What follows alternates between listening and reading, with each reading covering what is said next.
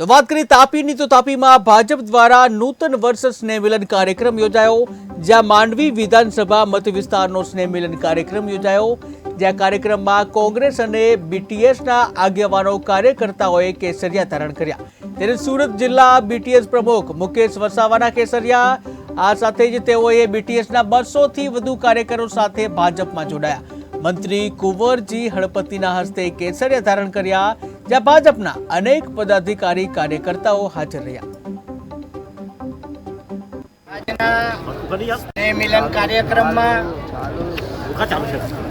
દિવાળી પછી ભારતીય જનતા પાર્ટી તમામ તાલુકા કક્ષાએ અને વિધાનસભા દીઠ સ્નેહ મિલન કાર્યક્રમ યોજવામાં આવતો હોય છે. તેના ભાગરૂપે આજે માંડવી 157 વિધાનસભાની અંદર સ્નેહ મિલન કાર્યક્રમ હતો.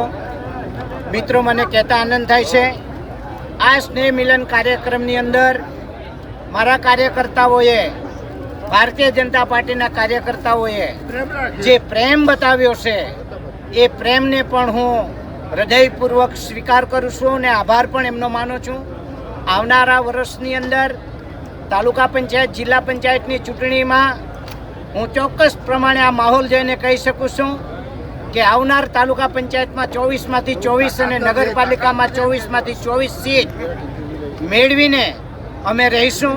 સાથે મારા સોનગઢની 12 તાલુકા પંચાયત, 12 તાલુકા પંચાયત આ વખતે હું કબજે કરીશ અને નવા વર્ષમાં મારા કાર્યકર્તાઓને ભેટ આપીશ એવી હું ખાતરી આપું છું. ભારતીય જનતા પાર્ટીના અદના કાર્યકર તરીકે આ વિધાનસભામાં મને કાર્ય કરવાની તક મળી, તે બદલ પાર્ટીનો પણ હું ખૂબ ખૂબ આભાર માનું છું. આજના